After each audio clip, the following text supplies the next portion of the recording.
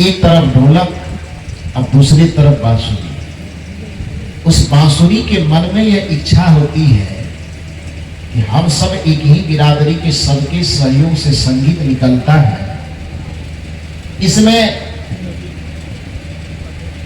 जो ढोलक है उसको ज्यादा मेहनत करनी पड़ जाती है। मेहनत करनी पड़े तो बात अलग है, उस जितने भी बजाने वाले आते हैं सबके द्वारा उसको बड़ी मार लग जाती है, क्योंकि दूसरा वाद्य यंत्र जितना है, हारमोनियम को तो प्यार से लोग बजाता है ना, झाल भी बजाता तो थोड़ा एकदम हल्का हल्का।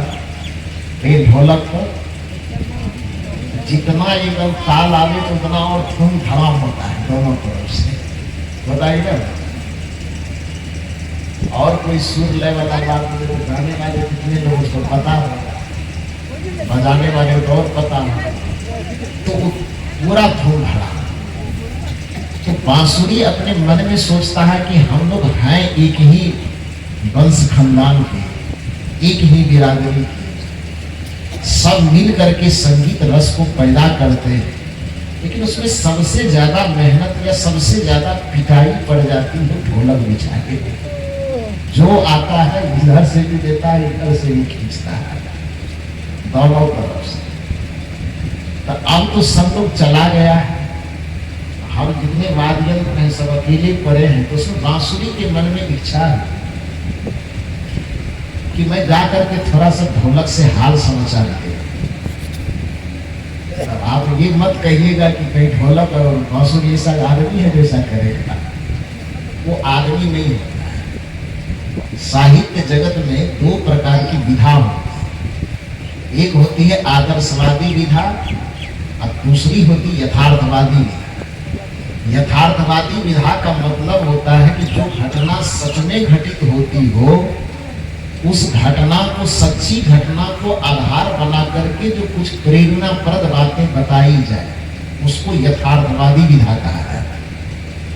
और आदर्शवादी विधा उसे कहते हैं जिसमें घटना सच में घटे कि न घटे, हकीकत में वो हुआ हो कि न हुआ हो, फिर भी उससे कुछ अच्छी बात लेकर के यदि समाज को कुछ अच्छी प्रेरणा देना चाहते हैं, अच्छा संदेश देना चाहते हैं, तो उसको आदर्शवादी विधा कहा है। जैसे कबीर साहब कहते हैं कि माटी कहे कुम्हार से तू क्या रौंदे मोर, एक दिन ऐसा आएगा मैं रौंदूंगी तोड़। तो कबीर साहब ने मिट्टी को कुम्हार से बात करते हुए देखा था। मिट्टी कहीं व्यक्ति से बात कर सकता है? नहीं कर सकता है, हकीकत तो ऐसा नहीं होगा। वृक्ष और पत्ते की आपस में बातचीत हो सकती है। वृक्ष कहे एक बात सी, सुन पत्ते मेरी बात, यही जगत की रीत है, एक आवत एक जात।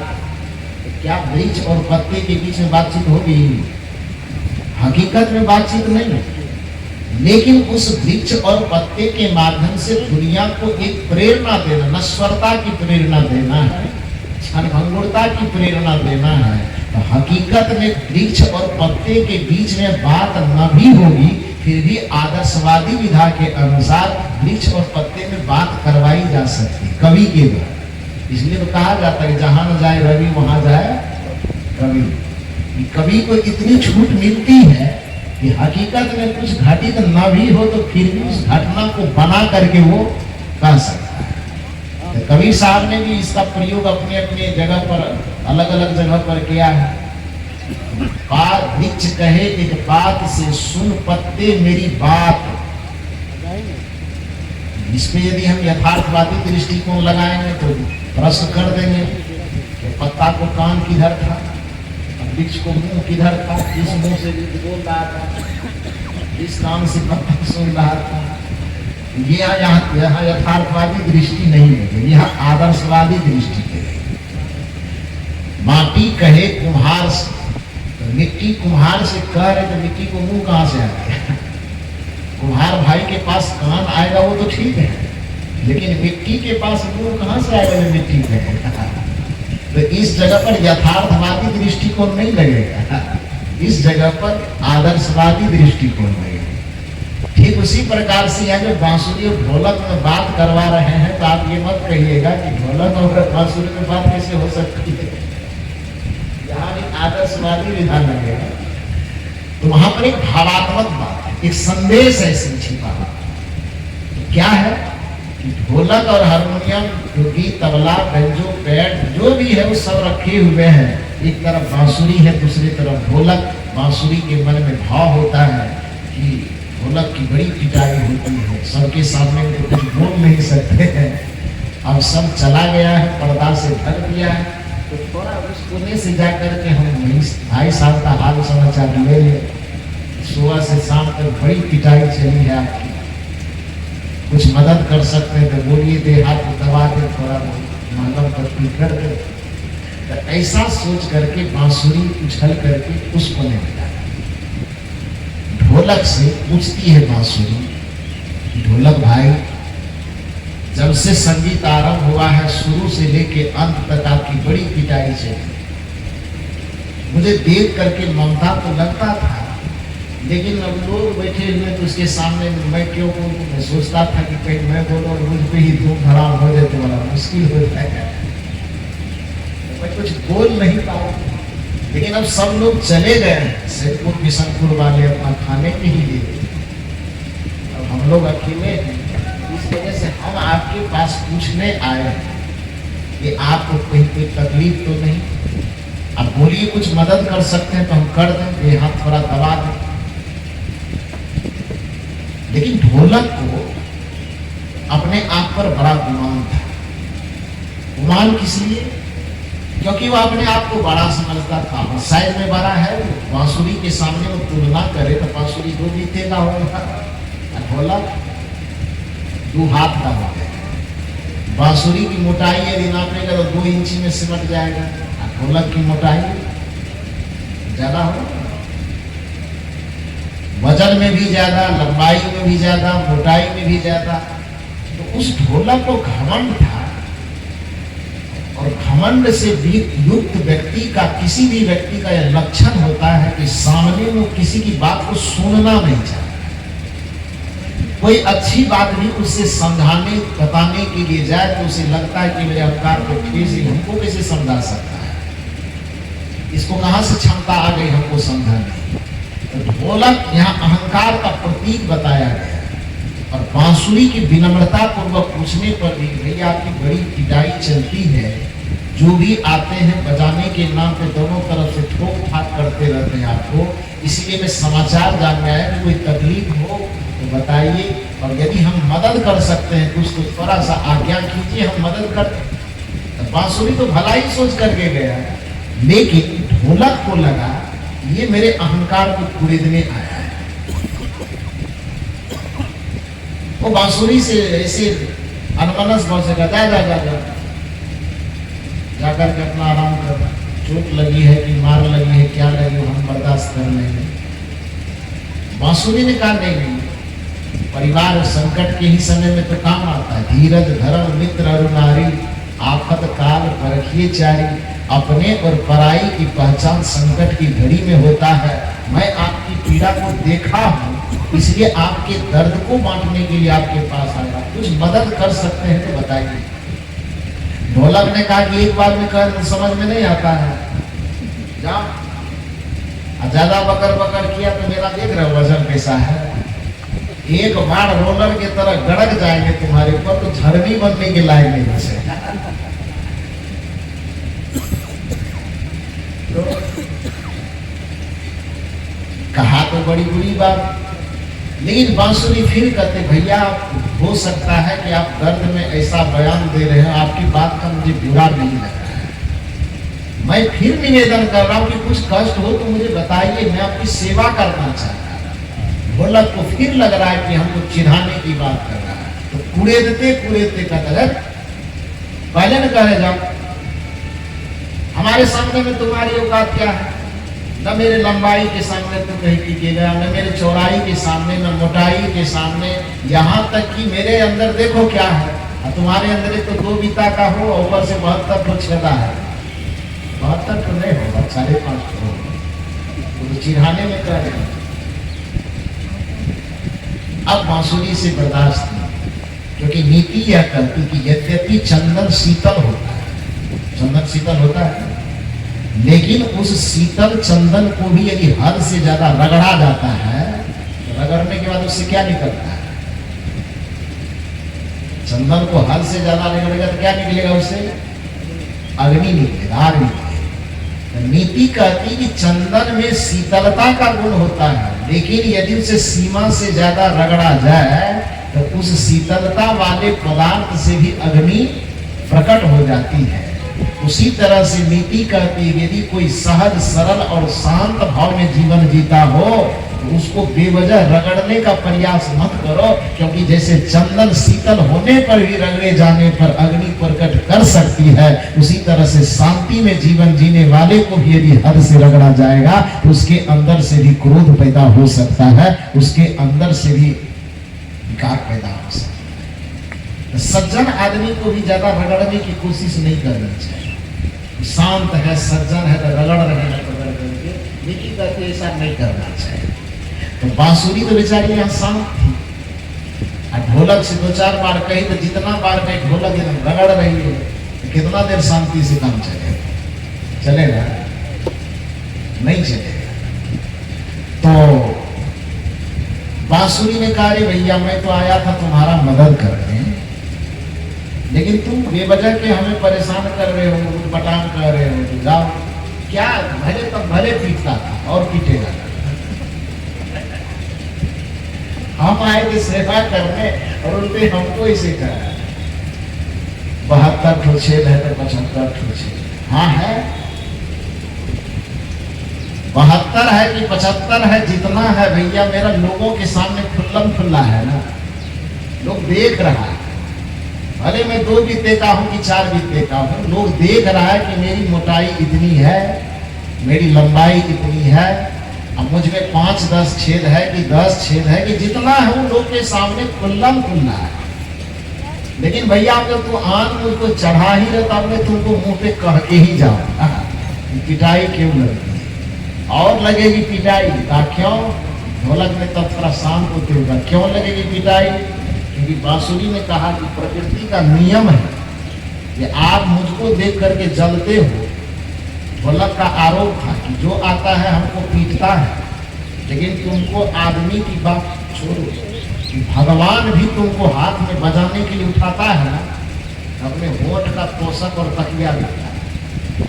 बांसुरी बजाने वाला क्या करता है? होठ पे रखता है, ऊपरों से होठ और नीचा से भी होठ, और उसके बाद ये होठ का नरम नरम तकिया और बिछौना देता है, और ऊपर से हाथ से ऐसी सेवा करता है तो लगता कहीं से कोई पहाड़ तोड़ करके आया है। खूब सेवा होती है। तो बांसुरी ने कहा कि ये सेवा हम कहीं से जबरदस्ती थोड़े लेते हैं, ये मेरा कर्म है, और तुमको पिटाई लगती है वो तुम्हारा कर्म है। ढोलक ने कहा अच्छा बहुत बखान करते हो, ईमानदारी पूर्वक बताओ कि ऐसा अन्याय क्यों होता है? हमको जो भी आता है दोनों तरफ से पीटता है, और तुमके तुम्हारे पास आदमी की बात छोड़ो, जिसे भगवान जिसे अवतारी पुरुष कहा जाता है, श्री कृष्ण का उदाहरण दिया था कि कोई भी आता है तो तुमको हाथ से सेवा करता है, और विश्राम करने के लिए तोषक तकिया कपड़ा का तो छोड़ो, अपने होठ का तोषक तकिया बिछावन देता है। ऐसा ये अनर्थ नहीं है तो क्या है? बांसुरी ने कहा अनर्थ नहीं है, मेरे कर्म का परिणाम है। अब पिटाई वाला जो काम हो रहा है वो तुम्हारे कर्म का परिणाम। ढोलक ने कहा कैसे? बांसुरी ने कहा ध्यान से सुनिए, पूरे प्रवचन जो अभी आपके सामने किया जा रहा था उसका निचोड़ है इसका। उस बांसुरी ने कहा कि मैं छोटा हूं कि मैं मोटा हूं कि मैं पतला हूं कि मेरे अंदर 72-75 छेद है, इससे मतलब नहीं। मतलब यह है कि मैं जैसा हूं वैसा दुनिया के सामने दिखता हूं। अब तुम हो कुछ और अब दिखाई देते हो कुछ और। दिखाई देते हो बाहर से कि तू बहुत मोटा है, दिखाई देते हो बाहर से तू बहुत वजनदार है, बाहर से देखने पर पता चलता है कि तू बहुत ताकतवर है, लेकिन तुम्हारे ऊपर जो दोनों तरफ से चमड़ा लगा था ढक्कन, और चमड़ा के ढक्कन को हटा करके देखा जाए तब कैसा लगेगा? भीतर से क्या है?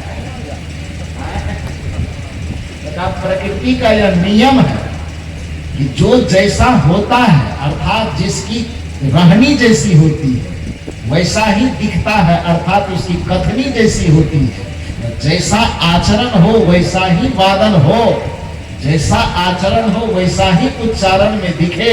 तो बांसुरी ने कहा कि जैसा मैं हूं वैसा ही दुनिया के सामने दिखता हूं, इसलिए आदमी की छोड़ो भगवान भी मुझे आदर करते हैं। लेकिन तुम बाहर से दिखते कुछ और हो और भीतर से बिल्कुल खाली के खाली हो, भीतर से बिल्कुल सुना के सुना हो। तो ऐसे तुहरे चाल चरित्र में जीने वाला जो इंसान होता है उसकी हर वक्त दोनों तरफ से पिटाई होती है, उसको पीटा ही जाता है।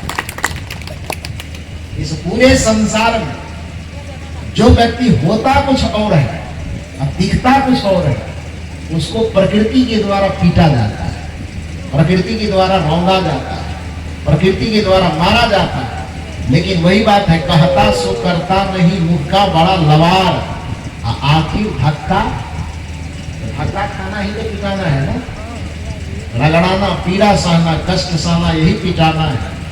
तो कबीर साहब कहते हैं, कहता सो करता नहीं, मुख के बड़ा लवार, आखिर धक्का खाएगा साहब के दरबार। तो सदगुरु कबीर साहब की दृष्टि में यदि भक्त होना चाहते हैं तो भक्त होने की पहचान यह नहीं कि आप कितना माला पहने। सदगुरु कबीर साहब की दृष्टि में भक्त होने की पहचान यह नहीं कि आप टीका का नाक पर से लगाए हैं कि नहीं लगाए हैं, दाढ़ी बढ़ाए हैं कि जटा बढ़ाए हैं कि बाल बढ़ाए हैं कि नहीं बढ़ाए हैं। लगाते हैं ये खुशी की बात है, इसकी कोई निंदा नहीं, शौक है, अच्छा लगता है, श्रृंगार है साधना का, भक्ति का। तो आप यदि लगाते हैं अच्छी बात है, नहीं लगाते हैं आपकी मर्जी। माला आप 1 ठो पहनते हैं कि 25 ठो पहनते हैं, आपकी मर्जी। मंदिर में जाकर के बैठते हैं कि न बैठते हैं, आपकी मर्जी।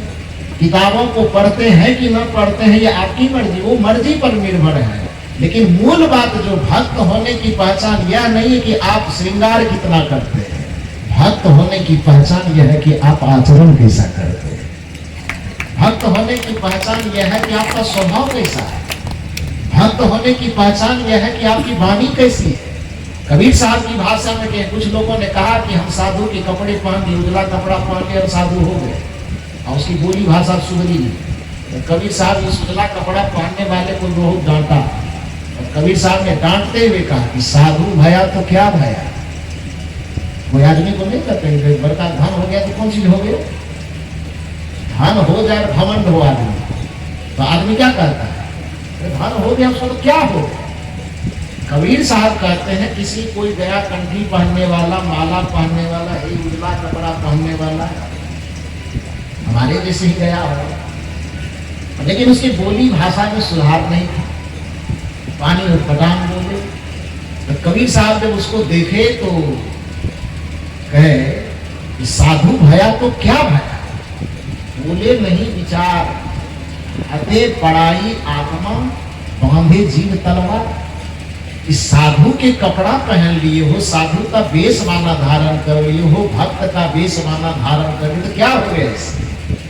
यदि विचार करके बोलने नहीं आता है, विचार करके बैठने नहीं आता है, विचार करके कुछ आचरण कुछ कर्म नहीं करने आता है, तो फिर केवल ये वेश माना धारण करने से, सत्संगी या भक्त का ये श्रृंगार धारण करने से क्या होगा, कुछ नहीं होगा। क्योंकि यह एक बाहरी वेशभूषा है। मैं पहले निवेदन किया, मैं ये नहीं कह रहा हूं कि कोई पहन रहा है तो नहीं पहनना चाहिए, उसकी मर्जी है।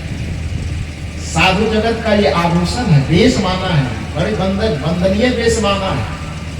रामचरितमानस में कहा गया है कि छापा तिलक जब दिया स्वरूपा, वाके वंदे राजा भूपा। जब गुरु के द्वारा एक साधारण आदमी को भी गुरु के द्वारा जब वेश माना मिल जाता है, पूरी दुनिया उसके सामने में झुकना शुरू कर देती है। हम लोगों को इस मंच पर बैठ करके बोलने का, दुनिया भर में घूमने का सौभाग्य, ये मेरा 22वां साल लगा।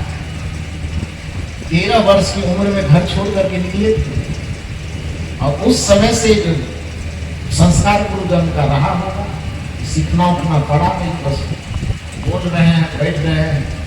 भारत का कोई ऐसा कोना नहीं है इस 22 वर्ष के दरमियान में हम लोगों को जाने का, देखने का मौका नहीं है। भारत का कोई राज्य ऐसा नहीं है कि जिस राज्य में हम लोग जाकर के प्रवचन नहीं करते। अभी हमारे जो हरियाणा से आए हुए हैं, इनसे हमारी मुलाकात छत्तीसगढ़ में हुई। इस साल के लगभग 42 दिन का कार्यक्रम मेरा छत्तीसगढ़ में था और उसी 42 दिन के कार्यक्रम के दरमियान में हमारी मुलाकात हुई। पंजाब में, हरियाणा में, दिल्ली में, कलकत्ता में, ये सब कार्यक्रम होते ही रहता है। उसी कार्यक्रम में मुलाकात हुई। 5-10 दिन लगभग साथ में रहे। सोचिए कि कितना 10 दिन के अंदर ही वो गठबंधन बन गया। तो खोजते खोजते हरियाणा से आपके बीच में ही सैदपुर बिशनपुर में आ गए। पर इनके लिए जोरदार ताली बजा करके भी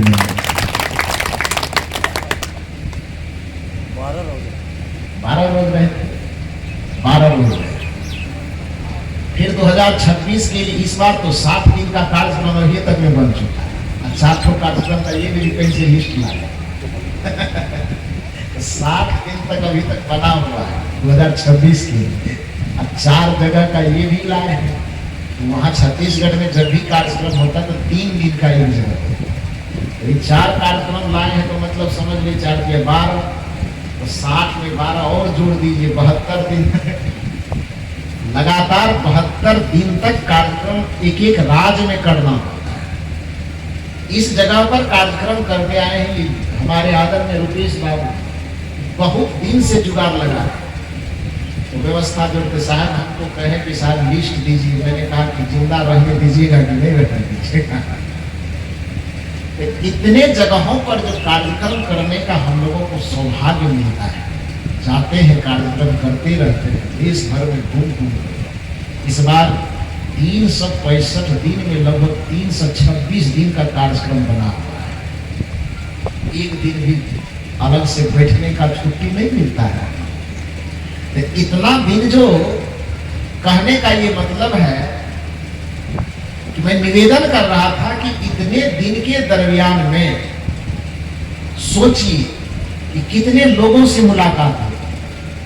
जितना लोग आप लोग यहाँ बैठे हुए हैं, इतना तो हमसे हमारे कमरे के बाहर में लोग खड़ा मिलने के लिए खड़ा रहता है, जितना यहाँ पर आप लोग बैठे।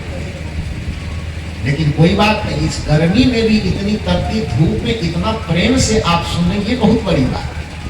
आदमी 1 लाख हो कि 1 तो हो, इससे महत्वपूर्ण ये बात नहीं। महत्वपूर्ण ये बात है कि एक ही व्यक्ति यदि सुनने वाला श्रोता हो तो काकभूषुंडी और गरुड़ संवाद हो सकता है। एक ही व्यक्ति श्रोता अच्छा हो और वक्ता अच्छा हो, दोनों अपनी सूरत से सुन रहा हो, चेतना से सुन रहा हो, तो कबीर साहब और धर्मदास साहब का संवाद हो सकता है, शिव और पार्वती का संवाद हो सकता है। क्योंकि अध्यात्म की बात को सुनाने के लिए कोई जरूरत नहीं कि लाखों लोगों की भीड़ हो। एक कृष्ण हो जाए और दूसरा अर्जुन हो जाए तो पूरे कुरुक्षेत्र के मैदान में लाखों कौरव खड़े हैं कि पांडव खड़े हैं, इससे कोई मतलब नहीं। केवल एक अर्जुन और एक कृष्ण खड़ा हो जाए तो वहां गीता बन सकती है। और आप जो इस धूप में, गर्मी के चिलचिलाती धूप में इतने शांत चित्त और एकाग्र होकर के बैठे हुए हैं, तो मुझे इस बात का गर्व है कि कृष्ण को तो एक ही अर्जुन मिला होगा और कबीर साहब को यहाँ पर हजारों अर्जुन मिले हुए हैं। यहाँ क्या नहीं, यहाँ